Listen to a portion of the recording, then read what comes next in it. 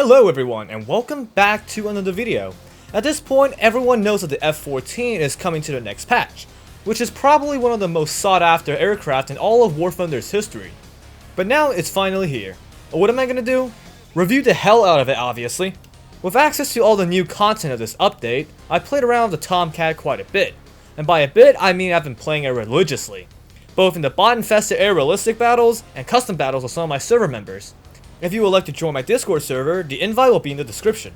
The F-14A Tomcat has long been suspected to be coming to War Thunder, but now that it's finally here, is it worth getting? And how well does it stack up against other top dogs of War Thunder? To better help you guys find what you're here for, I'll be doing this review in the order of history, flight performance, weaponry, playstyle, and then the summary. I'll even add one of those fancy timestamps if I'm not too lazy. By the time the live server comes out, most of this information may become obsolete. But f*** it, I'm already this far on the script, so let's just get this done with.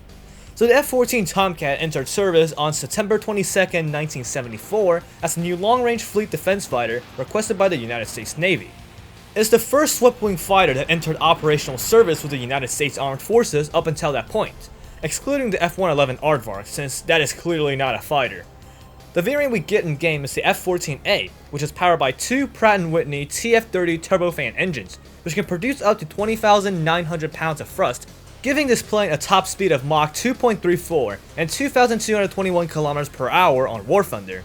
The Tomcat comes equipped with an internal 20mm M61 Vulcan autocannon, AIM-9H Sidewinders, AIM-7F Sparrows, and the infamous AIM-54A Phoenixes.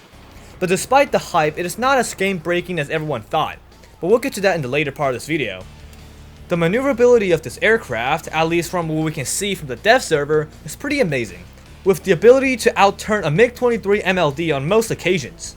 The climb rate of the Tomcat is also pretty amazing, clocking in at a solid 203.8 meters per second. The only drawback to all that performance is the acceleration. While being able to turn well and climb well, also reaching a good top speed, the F-14A suffers from a lack of acceleration. So if you commit too much into a turn, you will end up with little to no speed for other defensive maneuvers. Now with the details out of the way, let's get into the weaponry. The F-14A has brought a few new features along with its addition, those being active radar homing missile and the ability to track multiple targets with your radar.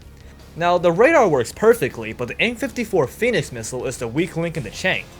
As I mentioned earlier, this missile isn't as game-breakingly overpowered as some people would claim. Yes, the Phoenix is a range that has not been achieved by any other missiles in War Thunder, but the problem lies with its propulsion system.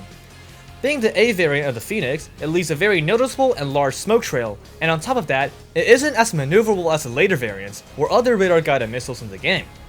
That is the only defect with the AIM-54A, as any player who is paying attention can dodge this missile with ease. Now with all that out of the way, how should you play the F-14A, and is it worth getting? Let's answer those questions one at a time. I think the F-14A doesn't have a set playstyle, at least from what I've seen so far in the dev server, as the Tomcat has a similar role as the MiG-23 MLD. They both have a large selection of weaponry and are highly agile, so in terms of playstyle, it's really down to the player. Personally, as someone who is influenced by the appearance of the F-14 in pop culture, I played as a frontline fighter, with 2 AIM-9H, 2 AIM-7F, and 4 AIM-54 loadout. But since the Tomcat has both air-to-air and air-to-ground weaponry, the choices are yours. And to answer the second question, is the F-14A Tomcat really worth grinding for? Hell yeah it is! For that conclusion I have two reasons. Reason 1 is that it is a highly versatile and maneuverable fighter. And reason 2, it's a Tomcat, it's cool as hell, who wouldn't want a Tomcat? Back on topic. Other than a Tomcat being a cool plane, it comes with tons of quirks. And of course, its versatility as a long-range interceptor, or hands-on dogfighter.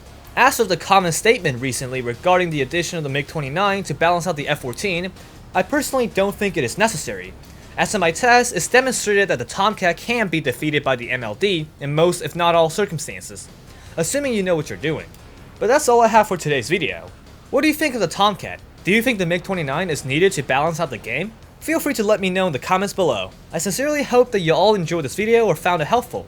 Feel free to leave a like or subscribe to keep up with all my future videos. Until then, I will see you all next time.